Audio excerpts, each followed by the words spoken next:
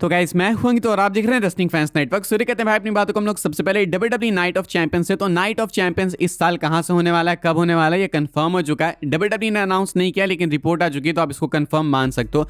Body slam की update है, कहा गया है कि WWE night of champions PLE is currently tentatively scheduled to take place in Saudi Arabia on June 27, 2026। कहा जा रहा है कि WWE नाइट ऑफ चैंपियंस 2026 आपको सऊदी अरेबिया से देखने को मिलेगा 27 जून 2026 को, यानी कि रंबल के बाद ये लोग सऊदी जाने वाले हैं नाइट ऑफ चैंपियंस को लेके। रंबल अपना अभी फरवरी के स्टार्ट में हुआ, तो मार्च, अप्रैल, मई एंड जून 3 महीने बाद चौथे महीने ये लोग वापस से जाने वाले हैं सऊदी। एंड इस साल अगर मुझे सही याद है तो 2 सऊदी के इवेंट्स और बाकी हैं अभी। एक अपना नाइट ऑफ चैंपियंस हो जाएगा तो इसके बाद एक बच जाएगा, एंड वो एक क्या क्राउन जूल होगा।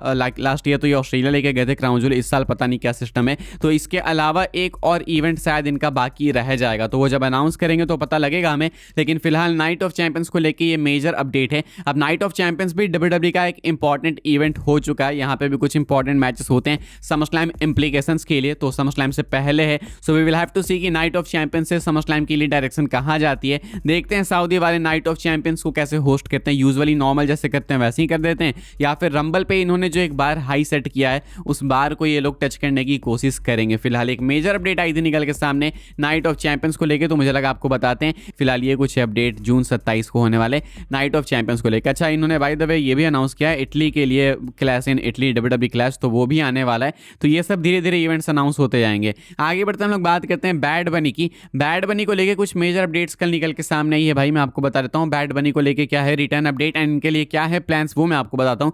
एक्चुअली WWE ने अप्रोच कर रखा है बैड बनी को। ये रसल वोट्स रेडियो की तरफ से अपडेट निकल के सामने आई। रसल वोट्स ने अपने एपिसोड में बताया कि WWE reportedly reached out to Bad Bunny's representatives well ahead of the Super Bowl to gauge his interest and availability for WrestleMania. The talks were positive with WWE open to having him involved even if it's just an appearance. कहना है Russell votes radio में Russell votes का कि WWE ने bad बनी के super बोल performance से पहले उनको रीच आउट किया, उनकी टीम को रीच आउट किया एंड कहा गया कि वो लोग इंटरेस्टेड थे। टॉक्स जो थी वो पॉजिटिव थी। WWE वाले तैयार है किसी भी तरीके से बैड बनी को WrestleMania में लाने के लिए, चाहे वो मैच के लिए हो या फिर बस वो एक अपीयरेंस के लिए हो। एंड कहा जा रहा है कि टॉक्स पॉजिटिव थी, तो एक अच्छा साइन है ये डेफिनेटली। एंड WWE वाले लाना चाहेंगे इनको ऑब्वियसली भाई, लाइक मेनिया से पहले वो सुपर बोल वाली जो हाइप बनी उसको यहाँ पे यूज करने के लिए। इसके बाद ब्रायन एल्वारेज की अपडेट आई निकल के सामने एंड यहाँ पे कहा गया कि the feeling is WWE is indeed discussing a match with Bad Bunny which would likely be of the tag team variety and involving Logan Paul, but probably not a singles match and probably not at WrestleMania.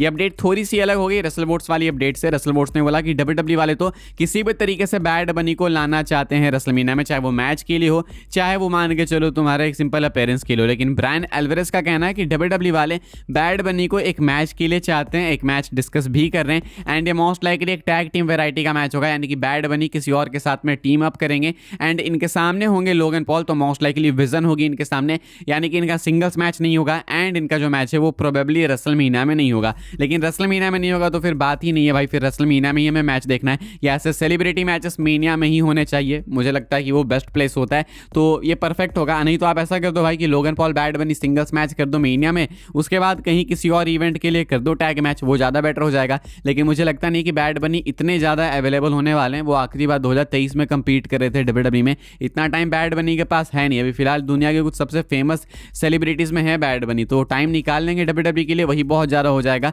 तो WWE को बहुत सोच समझ के इनके schedule को use करना होगा। देखते हैं क्या होता है। फिलहाल मेल्टजर कहते हैं कि मेनिया में शायद ये कंपीट ना करें, लेकिन रसल वोट्स का कहना है कि WWE वाले इनको मेनिया में लाना चाहते हैं एंड WWE वाले इनको परफॉर्म कराने को भी तैयार है, किसी भी तरीके से चलेगा काम। लेकिन इधर कहना है इनका ब्रायन एल्वारेज का कि WWE वाले इनको टैग टीम एक्शन में डालना चाहते हैं। सो लेट्स सी कौन सही बोल रहा है कौन नहीं, वक्त बता देगा सब कुछ। आगे बढ़ते हम लोग बात करते हैं अगली अपडेट के बारे में जो कि मैकिंटायर को लेकर। तो मैकिंटायर कहते हैं कि उनको कोडी रोड्स को फेस नहीं करना है रेसलमेनिया में। कहते हैं कि मैं कोडी को फेस नहीं करना चाहता हूँ रेसलमेनिया में एंड इसके पीछे एक बहुत ही सॉलिड रीजन देते हैं मैकिंटायर अपना। केएफएफ में रह के कमेंट करते हैं वो कोडी रोड्स के ऊपर एंड कहते हैं कि देखो मैं कोडी रोड्स को नहीं फेस करना चाहता मेनिया में, बिकॉज कोडी को हराना बहुत मुश्किल है। इसीलिए मुश्किल है बिकॉज उसके पीछे पॉलिटिकल पावर है, लोग उसको सपोर्ट करते हैं, मैचेस जो हैं वो फिक्स कर दिए जाते हैं, रेफरीज उसकी हेल्प करते हैं, पता नहीं क्या क्या। ऐसा कहते हैं मैकिंटायर कि कोडी को हराना इसलिए मुश्किल हो जाता है। कहते हैं कि कोडी रोड्स WWE का गोल्डन बॉय है, एक बार उसके पास अगर टाइटल गलती से भी चली गई तो फिर उसके बाद उस टाइटल को वापस लेना मुश्किल हो जाता है। मैंने इस टाइटल को आज़ादी दी है,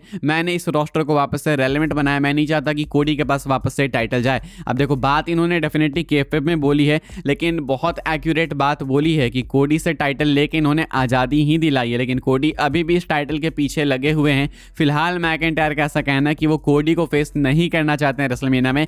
लेट्स सी भाई, डब्ल्यूडब्ल्यू वाले इस ओपिनियन की रिस्पेक्ट करते हैं अपनी। Also McIntyre Roman Reigns and CM Punk के प्रोमो पे भी कमेंट करते हैं बस्टेड ओपन रेडियो पे बात करते हुए, एंड कहते हैं कि इन लोगों ने मेरे बारे में जो बोला मुझे उससे ज़्यादा दिक्कत नहीं है। मेरे बारे में तुमने बोला ठीक है, बोला कोई अलग बात है, लेकिन मुझे प्रॉब्लम हुई जब इन्होंने टाइटल को डिग्रेड किया।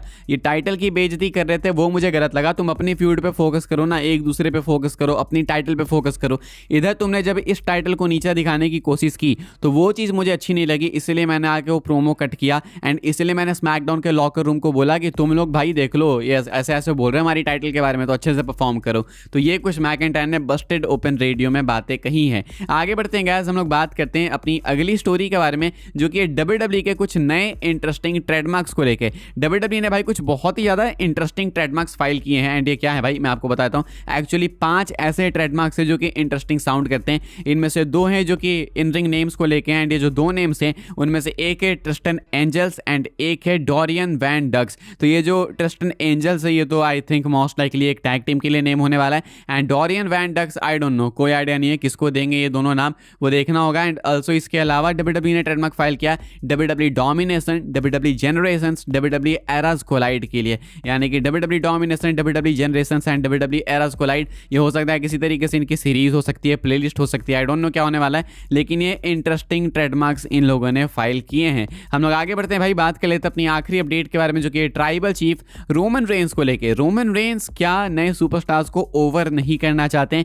एक नई अपडेट निकल के सामने आई है, एंड यहाँ पे कहा गया है कि रोमन रेंस ने डब्ल्यूडब्ल्यू को साफ बोल दिया है कि तुम्हारे नए सुपरस्टार्स को ओवर करने की जिम्मेदारी देखो मेरी नहीं है, ठीक है? तुम्हें अगर नए सुपरस्टार्स को ओवर करने हैं ना तो खुद उन्हें बिल्ड करो, मेरी जिम्मेदारी नहीं है। कहते हैं रोमन कि उन्हें नहीं पसंद है कि वो डब्ल्यूडब्ल्यू की हेल्प इस वे में करे, ऐसा रिपोर्ट का कहना है। किसी इंटरव्यू में रोमन ने नहीं बोला है, मुझे नहीं पता रिपोर्ट कितनी एक्यूरेट है, लेकिन ऐसा कहा जा रहा है कि रोमन रेंस एंड ओबा फैमी का भी मैच पिच किया गया था, Roman Reigns and Bron Breakker का भी मैच पिच किया गया था, लेकिन रोमन ने दोनों को टर्न डाउन किया, ये बोलते हुए कि उन्हें ये नए सुपरस्टार्स ओवर नहीं करने, ये डब्ल्यूडब्ल्यू की रिस्पॉन्सिबिलिटी है। रोमन बस ऐसे सिनेमैटिक मैचेस देना चाहते हैं, चाहे वो सेथ के अगेंस्ट हो, कोडी के अगेंस्ट हो, रॉक के अगेंस्ट हो, जॉन सीना जैसे सुपरस्टार्स के अगेंस्ट हो। रोमन ये सिनेमैटिक मैचेस देना चाहते हैं, ये ओवर करने वाले मैचेस या हार्डकोर रेसलिंग मैचेस ये सब रोमन नहीं देना चाहते हैं, ऐसा कुछ कहा जा रहा है। मुझे नहीं पता है कितनी एक्यूरेट रिपोर्ट है कितनी नहीं, लेकिन ये पिछली रिपोर्ट से कनेक्ट हो रही है, इसलिए मुझे लगा लॉजिकल होगा शेयर करना। आप लोग बताना क्या रोमन का ये एटीट्यूड सही है, हाँ या फिर ना, लिख के कमेंट्स में।